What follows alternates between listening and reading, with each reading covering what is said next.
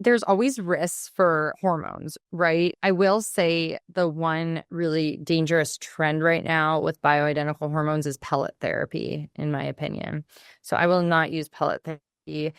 They're seeing, when they test people's hormones with this, they're seeing a big bolus and then it just goes down after. So it's not a steady state. So my favorite way to give hormones, and really what all my patients on, is cream for biased and for the estrogens. And if they would want a patch, I could do that. Troches, you're going to have some oral absorption. So the problem with anything oral with estrogen is it has first pass through the liver. Welcome to The Functional Edge. I'm Dr. Julia Ward, and this is where science meets real-world strategies for living healthier, sharper, and stronger. From uncovering hidden environmental toxins to unlocking peak performance and mental clarity, we cover it all. Ready to take control of your health and thrive? Let's dive in. Welcome to the Functional Edge podcast. I'm your host, Dr. Julia Ward, medical director and founder of Balanced Body Functional Medicine. Today, we're honored to welcome Dr. Jen Pfleghaar to our show.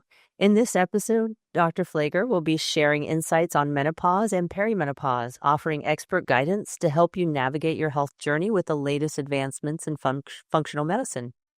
Stay tuned for an engaging conversation that promises to empower and inspire your path to wellness. Dr. Pfleghaar, welcome to the show. Before we dive in, could you share a little bit about yourself, your background, and what led you to specialize in functional medicine, particularly in the line of menopause and perimenopause? Yes, of course. Thank you so much for having me here. Well, I did start out in conventional medicine. I graduated from medical school and went into emergency medicine. I loved just meeting people where they were at their most vulnerable. And what happened was I went into medicine. We all go into medicine because we want to help people and help heal people. And when I was in the ER, it wasn't really emergency. I was seeing a lot of chronic diseases. And I would actually, after my residency, I would see the same patients over and over again. And they're like going to their primary care doctor, and then they're coming here for chronic stuff. So I was basically practicing integrative medicine also in the emergency room. I was talking to them about nutrition and diet and just reading stuff on my own, looking up, learning how to treat chronic diseases like stealth infections like Lyme disease and mold. So I went back and did a fellowship in integrative medicine and got board certified in integrative medicine also. And then it was great. And I started my own practice for integrative medicine. And that is when I kind of decided to, specialize even more in hormones and specifically perimenopause, because most of the patients coming to me and seeing me in my cash-based office, that is when that someone is serious, when they're like, okay, I'm done with this conventional medicine stuff. They were in perimenopause, and that's when almost like your health struggles are amplified, right? So say you have underlying autoimmune diseases, well, they're going to be amplified and they're really going to show in perimenopause. And I have like a place in my heart for these women. And, I'm in perimenopause now. So I'm like living it, right? I also in remission from Hashimoto's disease. So I was diagnosed with Hashimoto's in medical school. And just there was, me as a medical student, I was gaslit by the endocrinologist. So I also feel for patients that have had bad experiences with conventional medicine and that have not been listened to. So it's, I totally feel for all my patients because I've been there also. Yeah, absolutely. Well, I guess so. Why don't we get started with some of these questions? So how can women recognize that they're entering perimenopause or menopause? And what are the key signs and symptoms they should be aware of? Yes. One great way that I ask my patients to kind of figure out when might this come about is ask your mother, ask your grandmother, ask your sisters, your aunts when they went through menopause. It's not a full indication of when it will happen for you because everyone's genetics are different, but it's a little bit helpful. Okay. I mean, it can line up. It can be a warning sign, but perimenopause is pre-menopause. It's before menopause. Yeah. So the stages for women, it's, premenstrual, where, you're just a kid, and then you go through puberty, and then you're fertile and you have menses, for decades. And then perimenopause is when we start to have slowing down of the hormones. So progesterone starts to decline. Our estradiol is very erratic. Testosterone declines. Some women will need testosterone replacement through menopause and some won't. So it depends on genetics also. And what happens in this perimenopause time is these hormones are starting to decline, especially the progesterone. So when the progesterone is declining and this estradiol is erratic, you're going to almost have this like estrogen dominance appearance. So these symptoms that women can expect are things like mood swings, anxiety, palpitations, could be weight gain, it could be heavier cycles, they just feel off. It could be some insulin resistance getting worse. So that would include the weight gain. Could be, more sensitivity to stress. Mm-hmm. And what I find out with this is some women, I mean, they could be in their late 20s, early 30s and experiencing these symptoms. And they could be at the start of perimenopause. Or some women, it wouldn't be until their 40s or late 30s, which would be more normal. But it's almost like an oven. So it's almost, when you go to cook something and you preheat the oven, an oven at different locations, say you're at your parents' house or you're at a hotel, it's all going to preheat differently to cook. So that's kind of how perimenopause is. It's going to be different for everyone. So you're not going to look at your neighbor and be like, are you going through perimenopause? No? Okay, we're the same age. I'm not going to worry about it. So this Mm-hmm. is where we look at symptoms, and we could also look at lab work. But what happens, right? I'm sure you hear this all day. Women go to their doctors with these symptoms like, I'm more moody, I'm anxious, my period is heavier. And what are they offered? Two things, right? Birth control and antidepressants. Antidepressants, yes. That's it. Yeah. Or sometimes they're not offered anything. Sometimes they're just told, like, you're a mom and you have kids, so this is just like normal. Like, It's that normal. You should be tired. yeah, like, you're tired, like, that's normal. And would you like an antidepressant? So Yeah. that's really frustrating for, everyone, and especially for women. I feel like women are kind of given the cold shoulder, Yeah. and it doesn't have to be that way. Like, we can feel amazing. You can rock it through perimenopause, and you can rock it through menopause. You just need to know how. Yeah. Yeah, that definitely was my story too when I was going through perimenopause, and I just wasn't getting any answers from traditional medicine. Yeah, and they don't want to check lab work. No, no, because they don't know how to really manipulate the hormones to any degree, so they're like, "No, there's no point." They might check an FSH and an LH to see if you're officially in menopause or not, but that's about it. So, can you explain the hormonal changes that occur during perimenopause and menopause? And how do these shifts impact other systems in the body, like brain health, bone density, and metabolism? Yeah, so the progesterone is the big one that we feel it declining. So progesterone is declining. And what happens is we see sometimes the menstrual cycle either lengthen or shorten, but usually in early perimenopause, we see it shorten. So maybe you were always a 28-day cycle. You start to know your 26 days, your 24 days. So a lot of the times we try to balance that out using herbs like chaste tree berry, or sometimes we add on bioidentical progesterone, depending on the age of the patient, depending on their situations, if they're sleeping well. There's a lot of different things. If someone's in their 40s, like middle 40s, I'm like, yeah, and they come to me then, I'm like, yeah, we're not going to mess around with chaste tree berry. We'll probably just go to progesterone because you're getting closer to menopause. And they're not sleeping well, so we give them oral progesterone instead of topical. So there's a lot of different nuances there. Mm-hmm. Now, the other big concern is that we have estradiol fluctuating, okay? So it's not like just the gradual curve down like progesterone and testosterone and DHEA and growth hormone, like all these other hormones that just gradually go down as we age. Estradiol she's erratic. She'll be like down, and then she'll be up and down and up and down. So what can happen is overall it's feeling more like estrogen dominance. So what can we do there? Depending on people's genetics, some people aren't as good at as taking out the trash. Okay. And what I mean by trash is estrogen metabolites. So some of them, it's like having a stinky, overflowing garbage in your kitchen. You've asked your kids to take out the garbage like 5 times. Not that I can relate to that. No, they're actually getting better with that. But it's like you have this stinky garbage here. It either is getting hung up in your liver or your gut. Okay, so estrogen, how it's detoxified is through the liver, through different P450 cytochromes, we call them, and also it can get recycled back in the gut if we're not taking that trash out well. Okay, so what can happen is if we're recycling this estrogen, we're not detoxifying it well, we could end up with toxic metabolites, or we can just recycle that estrogen. So then that is going to make the progesterone going down, make that feel like it's even more imbalanced. So we have a wider gap.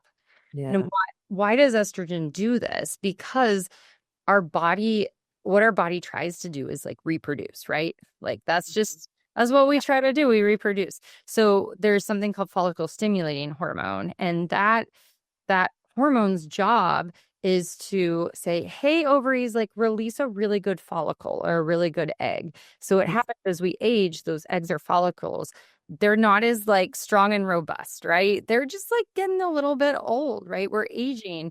And sometimes FSH is like, okay, what? Like I didn't see a good follicle come out. So I'm going to like stimulate, I'm going to ask again, right? So FSH goes up and then we get another surge of estradiol. So this is where we have the erratic estradiol as compared to when we were younger, and it's more smooth during that 28-day cycle. We're going up and down like a crazy roller coaster. So once again, that's making that feeling like an estrogen dominant, like out of balance with progesterone.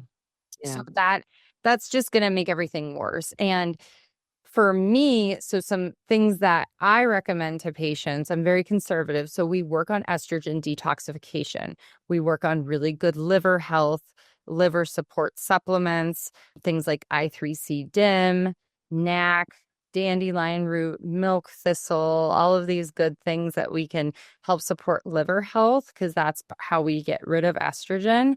And then gut health too. So good gut health. And then also something called calcium D-glucarate can help take out that estrogen trash. So we do that first. Now, some people out there recommend giving estrogens during perimenopause, okay? Because sometimes you can get really low on estrogen as you go through this journey. But like I said, we don't want to do harm. We don't want to stack estrogen on top of an erratic estrogen. So I'm very conservative with that. I will give perimenopause patients, if they're having a lot of like saggy, loose skin, we will do topical estriol. And estriol is a weaker estrogen, but we'll do this and still check labs because you're still absorbing it. We want to make sure there's not an imbalance.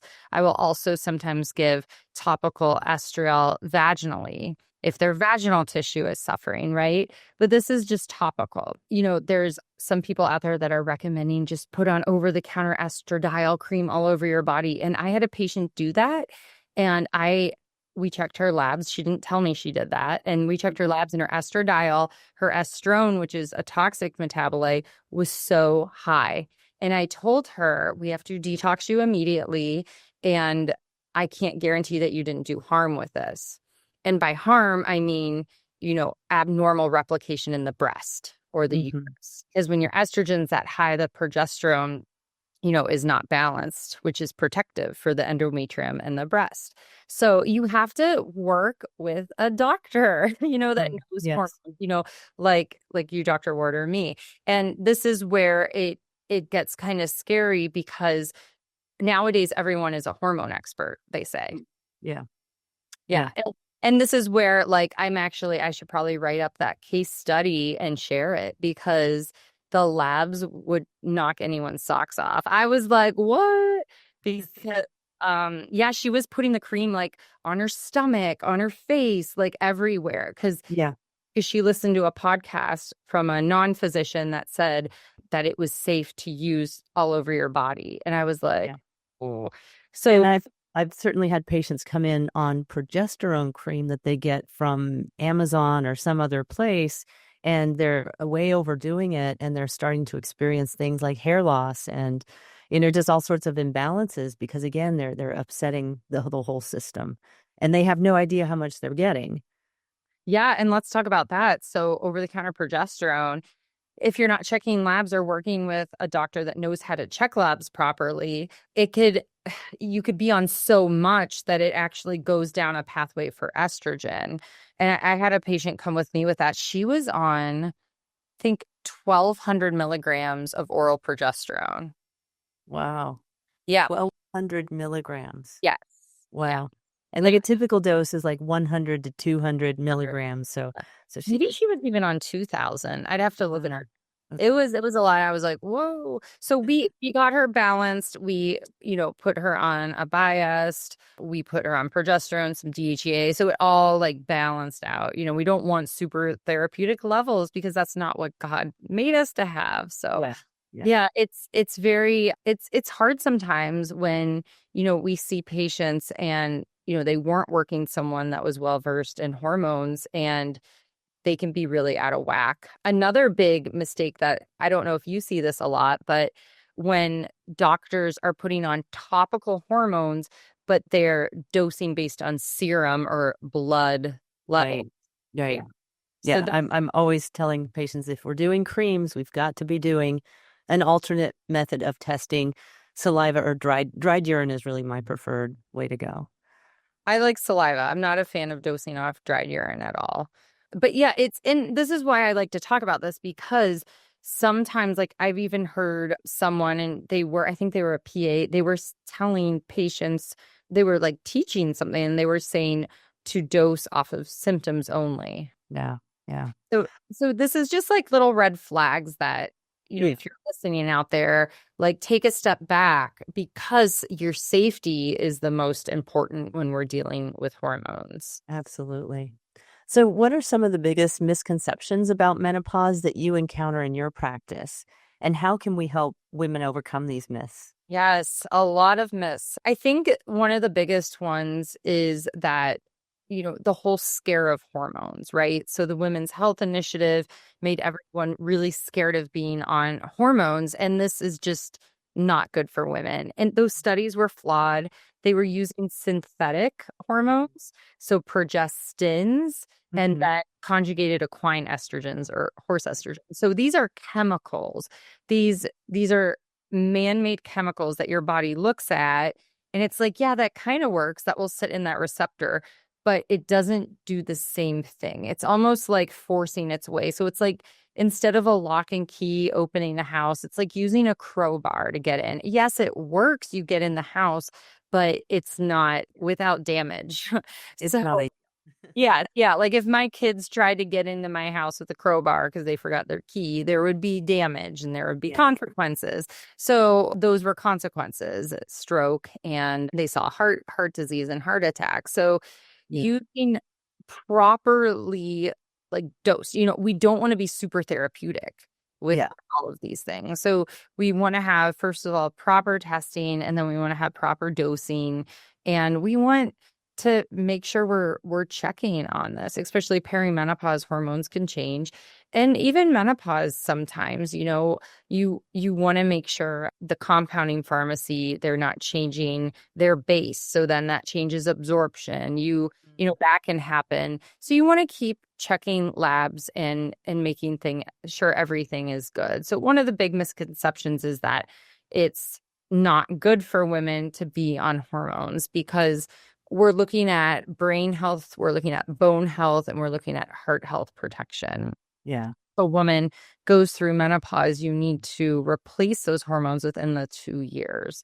And I think because of that, there's just not enough teaching of why we would want to do this versus not. And I think also, I don't know if you run into this a lot, but in the functional integrative space where people want to be more natural, sometimes they're really turned off by using bioidentical hormones. So you have to explain to them why, we want to protect your brain health. We want to protect your hearts and your bone health, And if you look at, if we can talk about like, how drug companies make money and manufacturers, like it's like billion-dollar industries, right? Depends why do women have leak? Because their pelvic floor is sagging because they don't have estradiol, with those receptors. Another thing would be all of the bisphosphonate medications, Oh. right? Oh my goodness, so many. And we know that builds brittle bones, not Yes. In fact, I had a friend whose mother was on one of those bisphosphonates and got up out of her easy chair and heard a loud snap, and her femur just broke in two. And when you read the package instructions, like that's a known side effect. Like it's crazy to me that you should be taking a medication to prevent bone fractures, yet it can cause that as a side effect. It's crazy. Yeah. Yeah, it is. It's because they like manipulated the data, right? Like the Z scores, because it just looks at like the one hip density. But yeah, the femurs break a lot. It's very interesting. And this is the thing, like we want to be preventative and prevent those things. Right. And sometimes especially we found out the last couple of years, prevention is not making anyone money. So Right. That's that's all right. Yeah. And I think the other misconception or hard negative thing about it is a lot of these things, compounding pharmacists get a bad rap sometimes. I know there's a lot of outspoken, menopause experts out there, but I swear they are sponsored by the drug companies because they only talk about like the estradiol patch and, they don't talk about specifically compounded medicate, right? And Right. it's more specialized. You want to make sure you go to a credentialed compounding pharmacy. You want to make sure that that your doctor knows the compounding pharmacist, that you're getting high quality compounds, not just buying it off the internet, right? And then it's going to be fine. These are pharmacists too. These are like they're making it in a sterile lab. They test it for quality. So it's going to be good. I mean, the estradiol patch, it's not terrible, but I compound because I usually put a little estrel in there for patients because they do need to activate those receptors too. Yeah. So what are the current treatment options for managing perimenopause and menopause symptoms? And how do you approach these in functional medicine? Yeah, so perimenopause, the thing that you want to do is you want to balance the hormones. I will have patients that we start them on progesterone or chaste tree berry for my younger perimenopause patients. So chaste tree berry, it stimulates your body to produce its own progesterone. So I will have patients try chaste tree berry for 3 months, and sometimes that is supportive enough.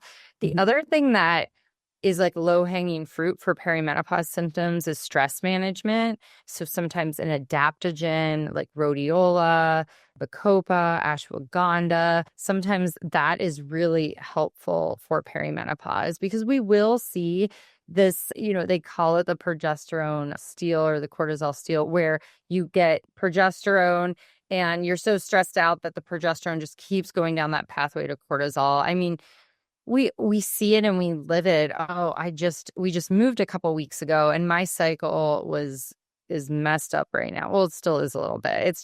It's not normal and it usually is very consistent. So we know that stress and cortisol can affect that hormone cascade because it's part of the hormone cascade. So things like, magnesium, adaptogens, L-theanine, which is an amino acid supplement. These are great things to support those symptoms. And one symptom, hot flashes that everyone talks about a lot and night sweats, cortisol can cause those symptoms also. So we can't just blame everything on, on estrogen and progesterone. We just can't. We would like to, but the adrenal glands are nested right in there and helpful.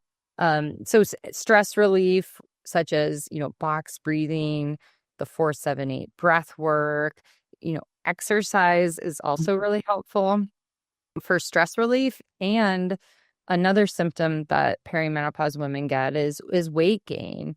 Insulin resistance starts to get worse as we age and our hormones wax and wane. So for perimenopause women, I love, love, love for them to lift weights. Yeah. So yeah, so lifting weights is going to help with being more insulin sensitive. You're Mhm. going to have a higher metabolic rate, and it's also going to help bone density. So it's just so good. And you're not going to look manly. No, Yeah. not unless you start doing steroids. Yes, I was just gonna say, unless you start doing testosterone, you are not. I mean, I got really into lifting. So my son's 5 now, but after he was born, and I healed and let my pelvic floor rehab, and I started lifting really heavy. And so I've been lifting for 5 years, very heavy, which is different than what I did before. And my body just changed for the better. I don't look manly at all. So my Yeah. arms, maybe like they're a little bit more bulky, but not much. So Yeah. Yeah. yeah. So Absolutely. yeah, so that's really helpful. Also, you want to focus on proteins and healthy fats. So that is going to stabilize blood sugar Mhm. and reducing, simple carbs and sugar. We all know that is a good thing to do, but really focusing on that protein. And sometimes it can be hard. Like I'll have patients be like, yeah, that 30 grams of protein, I didn't think I'd be able to eat it all. So I ate it first, and then I wasn't really hungry after that. And what can happen is if you don't focus on that protein, you'll get distracted and Yeah. eat other things first that aren't going to feed that muscle and fuel your body. So Right. Right. So, why do you think bioidentical hormones aren't the standard of care in traditional insurance based primary care? And what should women know about bioidentical hormone therapy? well, money. So Yeah. the yeah. And that's why there's such a big push for birth control still. I mean, I don't know if these doctors are getting kickbacks or what, but like birth control pills are toxic. Like we know they do damage and they are toxic. And they are just covering up the symptoms. It's like when you get rid of weeds, you don't just cut off the top of the weed, you pull the root out.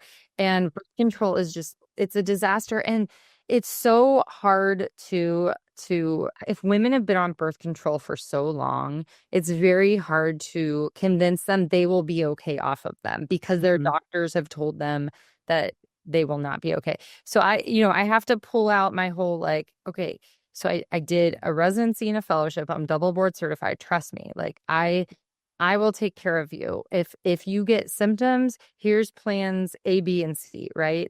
Yeah. You know, Yeah. there's supplements we can put you on. We could put you on some progesterone. We can do all this. And sometimes it's just they have to trust their body.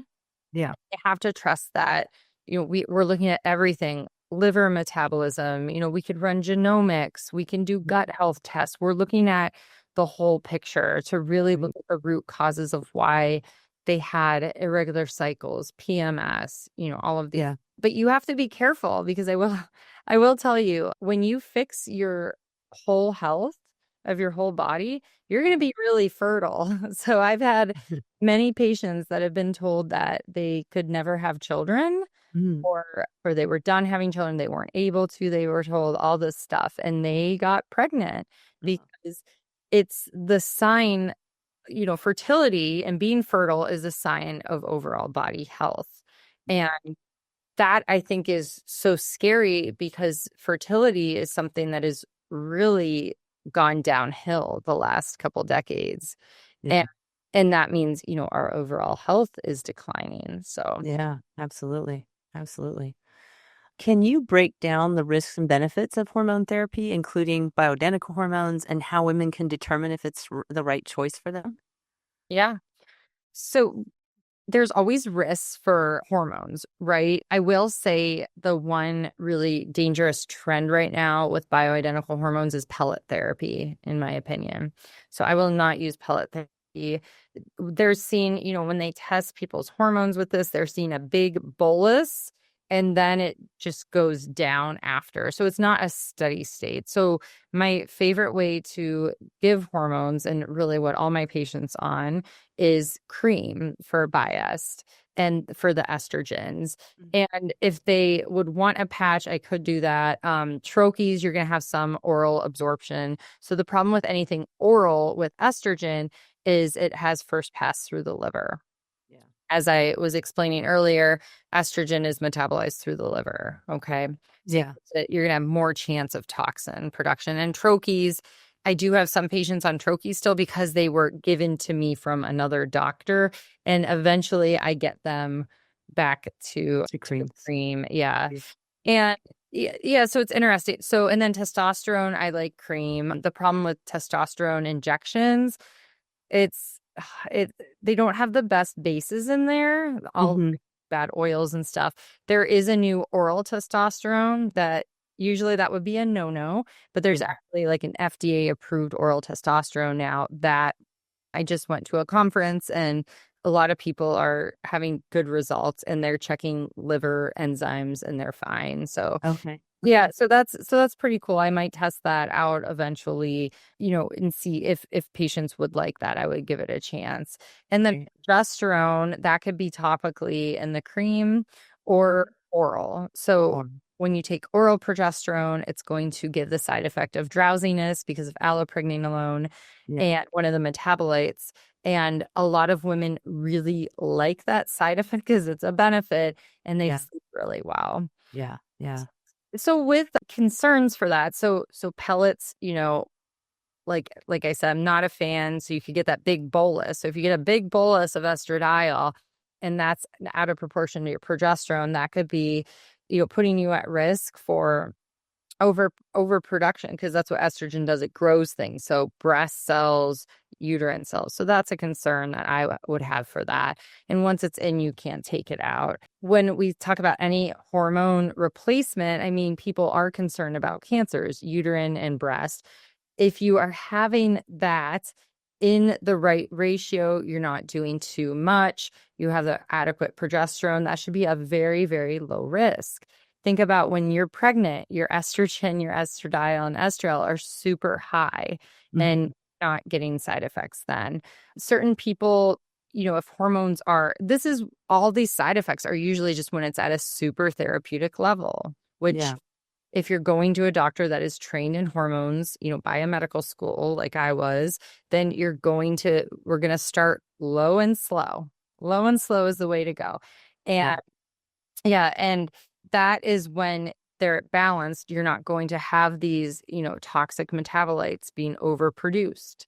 So the other way to ward off these side effects is, making sure you're looking what is your estrogen metabolite breakdown. And you could do that through a urine sample. You can do a, Yeah. direct urine sample that looks at your estrogen metabolites. And it's so helpful because when you see which pathway that genetically you go down more to, then you're going to be like, okay, I'm really going to double down on supplements in my lifestyle because Mhm.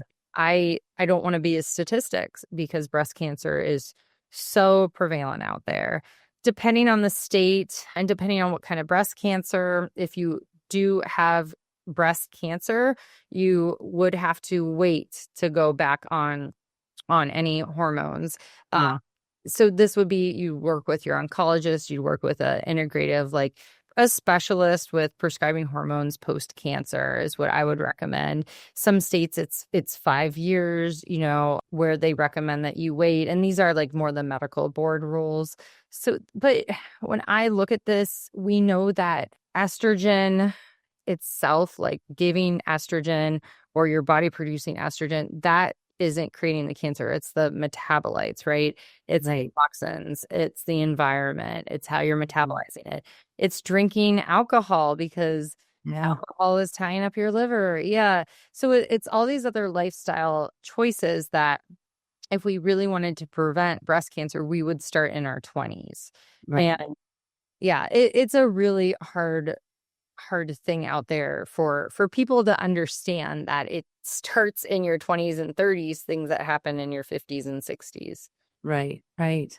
So beyond hormone therapy, what lifestyle changes like diet, exercise, stress management do you find most impactful for women during this transition? Yeah, definitely weightlifting, as I alluded to earlier. So weightlifting and diet are amazing. I also think that perimenopause, it's a time where women are spiritually affected a lot and maybe spiritually attacked. So I have my women pray, give them lots of good resources for their spiritual health too, because I think that's overlooked also. It's a time where you really need to be surrounded by the right people to really support you and get that community. And I feel like it's hard in the culture right now we live in, because no one wants to say that maybe they're struggling with something. They just want to, put on the perfect social media picture and say everything's fine. So I think it's great when you have a community of women that really talk about their struggles, so you can pray about it, so you can get through it together. Yeah, yeah, absolutely. What role does advanced lab tests play in diagnosing and managing perimenopause and menopause? And how can they give treatment decisions? Yeah, I think we should always test and not guess. So depending on where a woman's at, sometimes you can just get blood work, get it on day 19 to 21 of the cycle. You Mhm. can get, estrogen, DHEA, testosterone with free testosterone, estradiol. You can get all that lab work, blood work, and, along with your thyroid hormones, which are really important to check, and thyroid antibodies and insulin and glucose. Those are my favorite lab works to get. Yeah. I love looking at fasting insulin. It should be less than 5. I Mhm. also calculate a HOMA-IR score, Mhm. which is the homeostatic model assessment for insulin resistance. And that's really helpful at seeing, if we need to double down on fixing that insulin resistance and helping make them more insulin sensitive. Yeah. I often have women wear a continuous glucose monitor. Is probably something that everyone in our country should wear at least for 2 weeks. Yes. Yeah, and what that does is it shows exactly in real time how your body is responding to what you're eating. Yeah. And a lot of people are very surprised. Yes. I, Yeah. I did that for 2 weeks, and I was really quite shocked at what was spiking my blood sugar and what wasn't. Yeah, it's wild. It's so good. And you can even, there were certain things like cassava for some reason. Cassava chips really spike my blood sugar. So I could eat corn chips and it barely bumps my blood sugar, but cassava Yeah. for some reason. Yeah, It's so it really makes you think about what you're eating, because we want yeah. stable blood sugar for hormones. Right. Right. We talked about the estrogen metabolites. So urine estrogen metabolites, that's looking at how you're breaking down your hormones. That can be really helpful. And then I really love saliva testing. So I use saliva testing for hormones. So we're seeing what the tissue level is, and that is how you can determine what is going on topically. We were talking about this a little bit earlier, how when it's scary when people dose estrogen Mhm. hormone off of serum levels, because they're always going to be overdosing. Right. And I see that all the time. And probably the meanest thing you could do to a patient is put them through having to drop down their estrogen, because those receptors are overactivated. So then Yes. when you take estrogen down, they're going to have side effects no matter what. And you Mhm. just have to tell them, like, you're going to hate me for a couple months and then you're going to love me. So it's hard. And that can also happen with women on birth control that are put on birth control for like menopausal symptoms. That's like my least favorite, when Yeah. women that are 40 or 45 that they're put on birth control and they come to me and they're like, I'm like, okay, did you go through menopause? They're like, I don't know. Cause right when I was kind of going through the change, I was put on birth control Yeah. and progestins in it. And I'm like, Yeah. oh my God, Yeah. like, this is like the worst thing that you And could. and really, it was the progestins that were linked to the breast cancer risk in that Women's Health Initiative study, I think. Oh, So it's just absolutely. yeah. So I'm always trying to get women to, for that reason alone, to stop those things. Yeah, it's very frustrating. And if listeners don't know, so progesterone, they wouldn't be able to, sell that as a name brand, but progestin they can. So it's just like it's a money game at the expense of women's health, unfortunately. But that's Right. why we're here talking about it. So more Yeah. are So Yeah. So why do you think menopause is still such a taboo subject in many cultures? And how can we help normalize the conversation and empower women to advocate for themselves? Yeah, I don't know why people don't talk about it. I mean, I think people are just like they don't want to let anyone else know they're struggling or something's wrong or something's off. People don't want to talk about vaginal dryness Yeah. and hot flashes. And so we're not, and then unfortunately when they bring it up to their doctor, they're gaslit, they're given pharmaceuticals only as a choice that are only going to cover up the symptoms, and they're still not feeling good. And Yeah. I always say that, God made our bodies like perfect, right? He's beautifully and wonderfully made. Our bodies are great. And he we have this divine like just symptoms, right? This is like awesome. We're given symptoms. I think of symptoms as a blessing because it's telling us that there's warning sign. It's like smoke, right? Like no one ignores smoke. When we see smoke, we get very concerned and we look for a fire. But Mhm. for some reason, in conventional medicine, they see smoke. And I mean, I used to do this, right? I was conventionally medicine trained. In the ER, you see smoke and you just you just cover it up. You don't really look Yeah. for the root cause. You don't look for that fire. So Right. that's probably why we're just like, yeah, we don't want to talk about hormones and vaginal Yeah. symptoms and Well, I think at least it's a little more talked about now than it was, say, like when my mom was of an age. They certainly didn't talk about it because it just wasn't polite. I don't know. They just it wasn't something that you talked about. yeah, that's true. But I'm glad it's spoken about more and women are getting the correct help they need. Yeah. So, what is the connection between hormonal changes during menopause and mental health? And how can women address challenges like anxiety, depression, and brain fog during this time? Yeah, so we need estrogen, we need estradiol. It's great for multitasking, it's great for mental health. But at the flip side, if we have too much or an imbalance with progesterone, that can also cause us some anxiety, palpitations, and other symptoms like that, stress. So that's why I really like for menopause and perimenopause to have that progesterone there. And perimenopause, we dose it just during that luteal phase. That's that second half of the cycle. And that is when our progesterone shines and is more dominant. And then menopause, then you are just going to replace it daily. Yeah. Yeah. What practical steps can women take today to prepare for or better manage their transition through perimenopause and menopause? And are there any resources you recommend? Yeah, absolutely. So for the transition, I would definitely make sure that you're going to a functional or integrative doctor that is board certified, that can prescribe medications in your state and can help you out like through all aspects. So I think that is really important. And they can discover if there's root causes that would be making this even worse. So sometimes during perimenopause, it just kind of amplifies Mhm. everything else. So say that you have mold illness that you didn't know about. And then you start going through these hormonal changes and things are just really bad. Like you just hit a wall.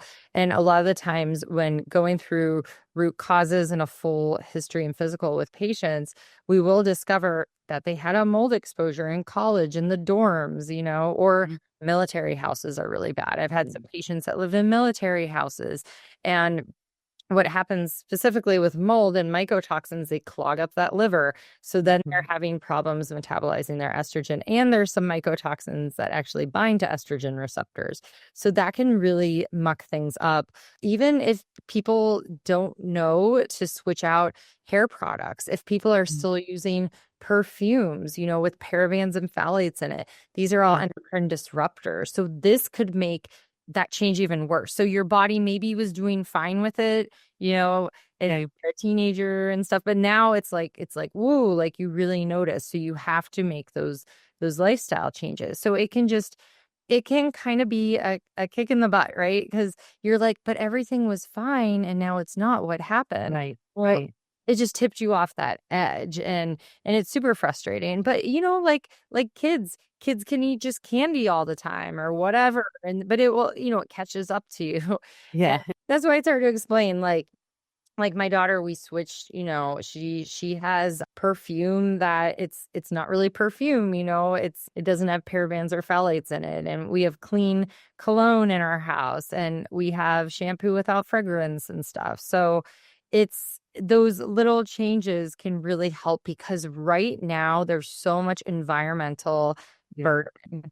And Yeah. yeah, and that's what I try to explain to my parents. I'm like, when I grew up, it was, not as bad. And when you grew up, it really wasn't even as bad at all, right? Like Yeah. Teflon was created, and it's a forever chemical. And, this stuff just wasn't around. So Right. I think that that's the hard part. It's like we're swimming in toxic soup, Yeah. and it just amplifies everything, Yeah. unfortunately. And I think it's interesting that I see a difference in women. Some women come in and we tune up their hormones and they feel great. Other women come in and we try to tune up their hormones and they don't feel any different. And I think that the difference is their toxic burden, their ability to detoxify, other inflammatory stressors that's going on in their body. Everybody's just so different. So sometimes you get these expectations of, like, my neighbor had this and she feels great. Now I'm getting the same thing. Why don't I feel great too? Yeah. Yeah, that can be really difficult. And I think that's when you have to educate them, and that's like my intake form for my patients is like 17 pages. And it's like I think that helps when they're asked the questions. Like sometimes people don't think like that they grew up, on a farm that sprays glyphosate, and that ruined their gut health. Like they don't translate that to why they're having hormone problems now. So I think that just it's education and learning. It's hard. I mean, hormones are very complex, Yes. and it takes a lot. It takes a long time to learn how to individualize a plan for a patient. And I really think that that's what everyone deserves. Now, you could do general stuff and still get better, but when it comes down to really figuring out like the really complex stuff, like you said, you have some patients that they're fine with just a little bit of help, but then some really need a lot of attention and help, and everyone is different. And it's not bad at all. It's not bad. We all are things. Right. So what advancements or changes in menopause care do you hope to see in the next decade, especially in the context of functional medicine? Right. I would like a lot more, just support for bioidentical hormones and compounding hormones. They're poo-pooed so much on the loudest voices on social media. And I think it's because they're paying to play, right? And they're getting paid for. So I think a lot of the real rational voices get clouded out by really extreme views. So I just that's why I'm so passionate about this. This is why my book is coming out in the spring about perimenopause, is because I want the correct information to get out. I also think that just women need more support in this time, and they need to ask for help. So I wish women in their perimenopause space that they know how to work with their cycle. I teach a lot on cycle syncing. I want them to be able to feel vulnerable and ask for help. And then if they do get gaslit by their doctor, to recognize that and, just go and seek better care. Awesome. Awesome. Well, this has been so great and so informative. I really appreciate you being on. I've learned a lot, and I really appreciate your time here. Thank you so much. It was great talking to you. And I ask anyone listening to go to my website, healthybydrjen.com, or follow my Instagram. It's at Integrative Dr. Mom, and we can connect there more. Awesome. Thank you. Thank you for joining me on The Functional Edge. I hope today's episode gave you fresh insights and practical tools to level up your life. If you found value in what you heard, don't forget to hit subscribe, share the podcast with someone who needs it, and leave a review.